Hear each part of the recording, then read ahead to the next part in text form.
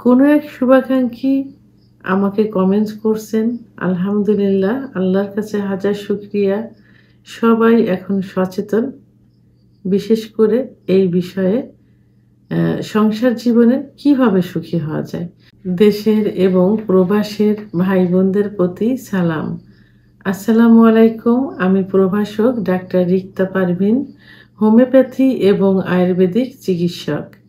Chamber সেবা homeo complex and সেবা digital lab, উপজেলা মডেল মসজিদের পূর্ব পাশে, শিমুলিয়া, মাগুরা।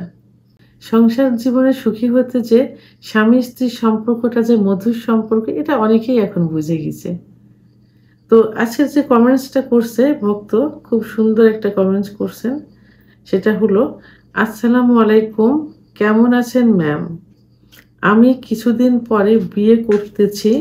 এখন কি কি করতে পারি এবং কি কি খেতে পারি দয়া করে জানাবেন। ধন্যবাদ খুব সুন্দর একটা কমেন্টস করার জন্য। আরও বেশি ধন্যবাদ যে আপনি সচেতন হয়েছেন এর জন্য। এখন প্রথমেই আমি বলবো, প্রথমে আপনি কি করতে পারেন। যেহেতু আপনি সংসার জীবনে পা দিতে যাচ্ছেন, আপনার লাইফে নতুন কাউকে জয়েন করতে যাচ্ছেন, যাকে নিয়ে আপনি বাকি জীবনটা কাটাবেন, ঠিক তার সঙ্গে কিভাবে সুখে থাকা যাবে, এই বিষয়টা একটু ভাববেন। এটা নিয়ে একটু প্ল্যান করবেন। ইসলামিক রীতিনীতি অনুযায়ী ধর্মীয় দিক থেকে আপনার সঙ্গীকে আপনি কিভাবে সুখে রাখবেন, পুরোপুরি স্ত্রীর মর্যাদা দিয়ে তাকে কিভাবে সঙ্গে রাখবেন, সেই বিষয়ে একটু বেশি মনোযোগ দিবেন। এরপরে কোনটা বলবো? এরপরে যেটা হলো যে সেক্সুয়াল লাইফ, যে লাইফের মাধ্যমে আপনাদের সম্পর্কটা মধুর হবে, সেটা হলো যৌন সম্পর্ক। তো এই যৌন সম্পর্কে আপনার ভিতরে কোনো সমস্যা আছে কিনা সেটা ভাবতে হবে।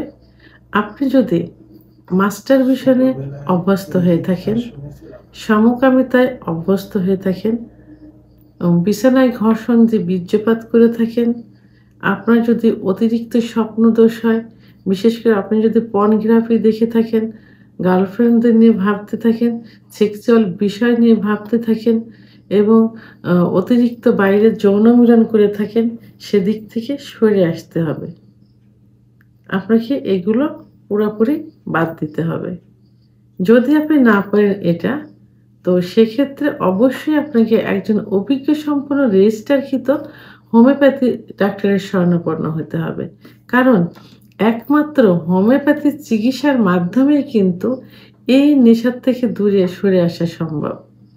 আজকের এই বিষয়টি শুধুমাত্র এই শুভাকাঙ্ক্ষীর উদ্দেশ্যেই বলছি না, এটা আমি সবাইয়ের উদ্দেশ্যেই বলছি, যারা নতুন বিয়ে করতে চাচ্ছেন, যারা সংসার জীবনে পা দিতে চাচ্ছেন, সবাই কে উদ্দেশ্য করে আজকে আমি এই ভিডিওটি করছি।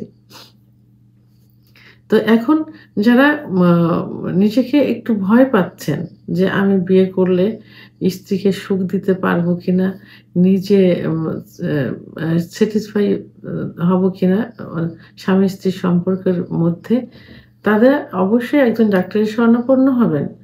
এবং আপনাদের অনেক যদি এরকম সমস্যা থাকে যে আপনি সহবাসে অক্ষম, ভয় পাচ্ছেন, কিভাবে স্ত্রীকে নিয়ে সুখে থাকবো, বাসর ঘরে প্রথম রাত্রে কিভাবে স্ত্রীর সঙ্গে সময় কাটাবো বা তাকে সহবাস করবো, যে আমার ভিতরে যৌন অক্ষমতা আসছে, অর্থাৎ ইচ্ছা হচ্ছে না, কি উত্থান হচ্ছে না, সময় কম। আবার দেখা যায় যে ইচ্ছা হলে মিকাজ লালা বিজলা পানির মতো বেরিয়ে যাচ্ছে, বীর্য পাতলা, পরিমাণে কম, ভোর রাতে লিঙ্গ উত্থান হয় না, লিঙ্গের খর্বতা, আগামোটা, গোড়া চিকন, এই সমস্যাগুলো যদি আপনার ভিতর থেকে থাকে, তাহলে আপনি অবশ্যই একজনের ডাক্তারের শরণাপন্ন হবেন। ডাক্তার যে কোর্সটা আপনাকে দিবেন, যতদিন ট্রিটমেন্টটা দিবেন, ঠিক ততদিন কোর্সটা কমপ্লিট করে সুস্থ হয়ে তারপরে আপনি বিয়ে করতে পারেন। এইরকম সমস্যা যাদেরই আছে তারা এটাই করবেন। অন্তত বিয়ের ৩ মাস আগে নিজে, নিজে ভাববেন যে আপনার ভেতরে কোন সমস্যাগুলো আছে। আপনার ভেতরে যৌন অক্ষমতা আসছে কিনা, আপনি স্ত্রীকে সুখ দিতে পারবেন কিনা, এইগুলো ভেবে যদি কোনো ডাক্তারের পরামর্শ নেওয়া লাগে, আপনার ভালো আছেন, সুস্থ আছেন বাট আপনি ভয় পাচ্ছেন। সেক্ষেত্রে আপনি কোনো ডাক্তারের পরামর্শ নিতে পারেন। যে ভয়টা কেন পাচ্ছি? এভাবে আপনি সুন্দরভাবে আপনার এই বিয়ের প্রস্তুতিটা আপনি নিবেন। এবং আপনি আরো লিখেছেন যে কি খেতে পারি?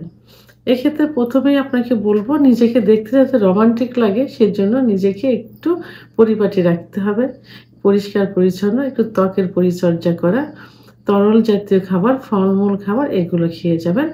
আর পাশাপাশি কি খাবেন? যৌন ক্ষমতা ধরে রাখার জন্য লস হইলে ফিরিয়ে আনার জন্য আপনি দুধ, ডিম, খেজুর, কাজু বাদাম, মধু, ঘি, অর্গানিক নারকেলের তেল, কালো জিরা এবং মধু এগুলো খেতে পারেন। ফজরের নামাজ পড়ে আপনি কালো জিরা এবং মধু চিবিয়ে খান, যেটা আমাদের মহানবী সাল্লাল্লাহু আলাইহি ওয়াসাল্লাম করে গেছেন। এই নিয়মগুলো পালন করে দেখবেন কোনো সমস্যা হবে না। এই খাবারগুলো খেয়ে যান। তো ভিডিওটি সম্পর্কে যদি কোনো মতামত থেকে থাকে অবশ্যই কমেন্টসের মাধ্যমে জানাবেন।